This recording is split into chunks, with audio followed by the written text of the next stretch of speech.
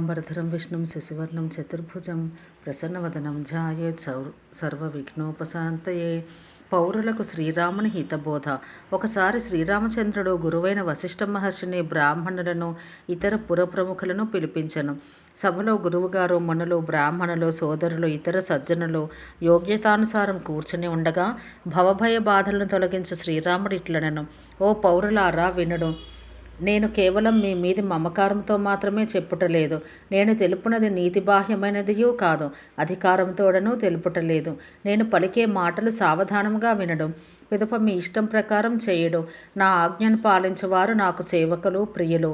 సోదరులారా, నేను పలికే వచనాలలో దోషముంటే నన్ను నిస్సంకోచముగా ఆపుడు. మహాభాగ్యవశమున ఈ మానవ జన్మ లభించింది. ఈ దేహం దేవతలకు దుర్లభమని ప్రామాణిక శాస్త్ర గ్రంథాలలో పేర్కొనబడింది. ఇది ధర్మార్థ కామ త్రివర్గ సాధనకు ఉపకరణం, మోక్షానికి ద్వారం. ఇట్టి శరీరమును పొందియు భగవత్ ప్రాప్తికై ప్రయత్నించని వాడు పరలోకమున దుఃఖమును అనుభవించును. నెత్తి బాదుకొనుచో లబోదిబ్బో అనును, పిదప కుయ్యో మొర్రో అనుచో పశ్చాత్తాపపడును. కాలమును కర్మను పైగా భగవంతుని వ్యర్థముగా నిందించును. సోదరులారా, ఈ శరీర ప్రాప్తికి ఫలములు విషయభోగములు కావు. స్వర్గ సుఖభోగాలు కూడా అత్యల్పములు. పరిణామమున అవి దుఃఖప్రదములు. కావున మానవ శరీరం పొందినను విషయలోలురైన వారు మూర్ఖులు. అమృతమును వదిలి విషమును పానం చేసిన వారు అగుదురు. పరసవేదిని పోగొట్టుకుని గురువిందును ఆశ్రయించిన వానిని మూఢుడు, అవివేకి అంటారు. నాశరహితుడైన జీవుడు 4 విధాలైన 84 లక్షల జీవరాశులలో పరిభ్రమించుచుండను. మాయాప్రేరితుడై కాలకర్మ స్వభావ గుణాలకు వశుడై ఈ జీవుడు వివిధ యోనులలో జన్మించుచుండను. జీవుని ఈ దయనీయ స్థితిని చూసి నిర్హేతుక దయాళువైన భగవంతుడు వీనికి ఒక్కొక్కప్పుడు మానవ శరీరం ఇచ్చిచుండును. భవసాగరం దాటుటకు ఈ మానవ శరీరం ఒక నావ వంటిది. నా అనుగ్రహమే అనుకూల పవనం. సద్గురువు ఈ నావకు కర్ణధారుడు.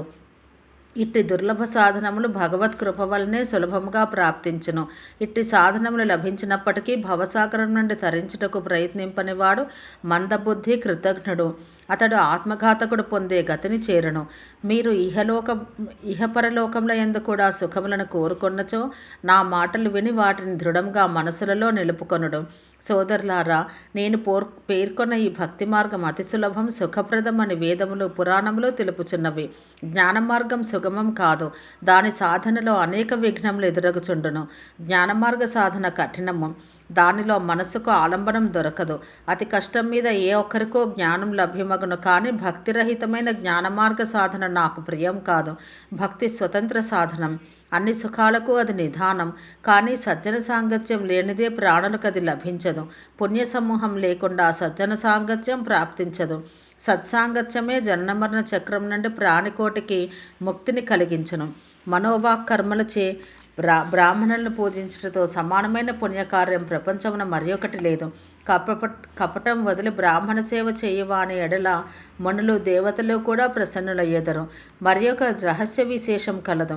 వినయంతో దాన్ని ప్రకటించుచున్నాను. శంకర్ని భజించకుండా మానవుడు నా భక్తిని పొందలేడు. అనగా రామానుగ్రహం లభించుటకై శివపూజ ముఖ్య కర్తవ్యం. భక్తి మార్గం అనుసరించటంలో కష్టమేమున్నది తెలుపుడు. ఇందులో యోగం అవసరమే లేదు. యజ్ఞ తపములతో కానీ ఉపవాసములతో కానీ పనియే లేదు. కేవలం సరళ స్వభావం కావలను. మనసులో కపటం ఉండరాదు. లభించిన దానితో తృప్తి పడాలి. సేవకుడు నన్ను తెలుపుకొనుచు ఇతరులను నమ్మినచో నాపై విశ్వాసం ఎట్లుండును? ఇంతకంటే ఎక్కువగా చెప్పవలసింది ఏమున్నది? సోదరులారా, నేను చెప్పబోవు దాన్ని ఆచరించే వారికే నేను వసుడగదును.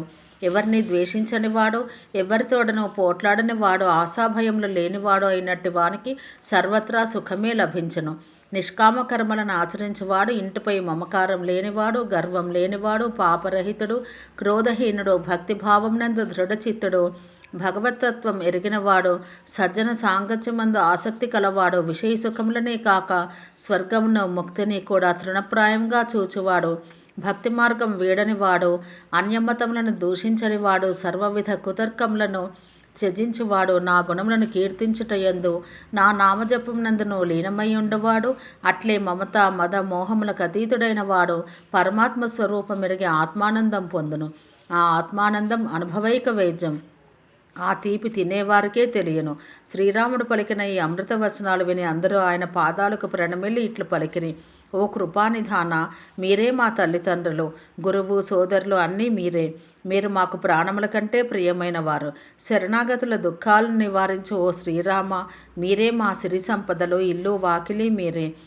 మీరే మా హితైషులు. ఇట్టి అమృతోపదేశం మీరు తప్ప మరి ఒకరు ఇయ్యలేరు. తల్లిదండ్రులు కూడా స్వార్థపరులే. ఓ అసురారి, ప్రపంచంలో ఎట్టి కారణం లేకుండా మేలు చేయవారు ఇద్దరే, మీరు మీ భక్తులు. మిగిలిన వారందరూ స్వప్రయోజనములు ఆశించియే మైత్రి చేయుదురు. ప్రభు, స్వప్నం నందునో వారికి పరమార్థభావం రాదు. ప్రేమపూర్ణములైన వారి వచనాలు విని శ్రీరామచంద్రుని హృదయం మిక్కిలి ప్రసన్నమయ్యను. పిమ్మట ప్రభునాజ్ఞ గైకొని ఆ మధురోపదేశ వచనాలు స్మరిస్తూ అందరూ తమ తమ గృహాలకు ఎగిరి. శివుడు పలుకుచున్నాడు: ఓ ఉమా, అయోధ్యావాసులైన స్త్రీ పురుషులందరూ కృతార్థులు. ఏలాన వారి ప్రభువే స్వయంగా పరమానంద స్వరూపుడైన శ్రీ రఘునాథుడు కదా. శ్రీరామునికి వశిష్ఠుని విన్నపం. ఒకసారి వశిష్ఠ మహాముని సుఖధాముడైన శ్రీరాముని వద్దకు వచ్చెను. రఘునాథుడు ఆయన మిక్కిలి ఆదరంతో గౌరవించి ఆయన కాళ్ళు కడిగి ఆ పాదోదకం గ్రోలెను. వశిష్ఠముని చేతులు జోడించి పలికెను: ఓ కృపాలు శ్రీరామ, నా విన్నపము ఆలకింపుడు. మీరు ఆచరిస్తున్న మానవోచిత కార్యములు చూసి నా హృదయం అపార మోహమగ్నమగుచున్నది. హే భగవన్, మీ మహిమ అపారం, దాని వేదములు కూడా తెలుపజాలవు. నేనే విధంగా తెలుసుకొనగలను? పురోహితుని పని అతి నిమ్న శ్రేణికి చెందినది. వేద పురాణ స్మృతులు కూడా దాన్ని నిందించను. రఘువంశానికి పురోహిత కార్యం నేను స్వీకరించక ముందు బ్రహ్మదేవుడు నాతో పలికెను: కుమారా, నీవి పని స్వీకరించము. దీనివల్ల నీకు మున్ముందు లాభం కలుగును. పరమాత్మయే స్వయంగా మానవ రూపంతో రఘుకుల భూషణుడై జన్మించును. అప్పుడు నేను మనసులో ఆలోచించి తిని, జనులు ఎవరి కొరకు యోగములు, యజ్ఞములు, వ్రతములు, దానములు మున్నగు ధర్మకార్యములను చేయుదురో అట్టి పరమాత్మను నేను ఈ పురోహిత కార్యం వలన పొందగలుగుతున్నప్పుడు దీని వంటి మరి ఒక ధర్మం ఉండదు. జప తపో నియమములు, యోగములు, వర్ణాశ్రమ ధర్మములు, విద్యుక్తములైన అనేక శుభకర్మలు, జ్ఞానము, దయ, దమము, తీర్థ స్నానములు, క్షేత్ర సందర్శనములు మున్నగునవి ధర్మములని వేదముల యందును సజ్జనుల చేతను చెప్పబడినవి. ప్రభు, వీటిని ఆచరించడం వలన, అనేక తంత్రముల వలన, వేదములను, పురాణములను అధ్యయనం చేయటం వలన, వినుట చేతను కలుగు ముఖ్యమైన ఫలము, సర్వ సాధనల వల్ల కలిగే ఫలము ఒక్కటే. అదేమంటే మీ చరణ కమలాలపై నిరంతర భక్తి కలిగి ఉండటం. మురికితో కడిగినచో మురికి తొలగున, నీటిని చిలికినచో నేయి లభించున.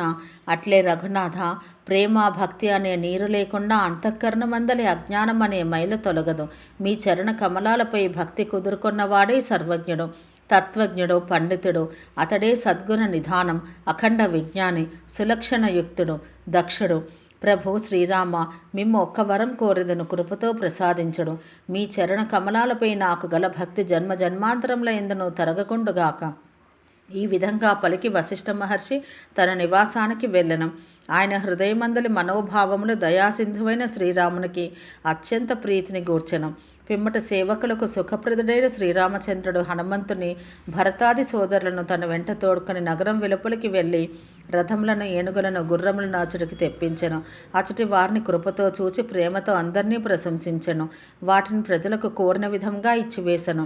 సమస్త శ్రమలను దూరం చేయి ప్రభువు రథ గజ తురగములను ఇచ్చివేటుచే డస్సిన వాడై చల్లని మామిడితోపు నీడలో విశ్రమించెను. భరతుడచట తన వస్త్రం పరిచెను. ప్రభువు దానిపై ఆసీనుడయ్యను.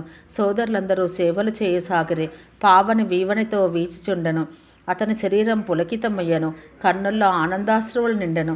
శివుడు పలుకుచున్నాడు: ఓ గిరిజ, శ్రీరాముని చరణ కమలాలను ఆశ్రయించిన హనుమంతుని కంటేనూ భాగ్యశాలి ఎవ్వరూ లేరు. అతని ప్రేమను, సేవలను ప్రభువు స్వయంగా మాటిమాటికి కొనియాడెను. ఓం శాంతి శాంతి శాంతి.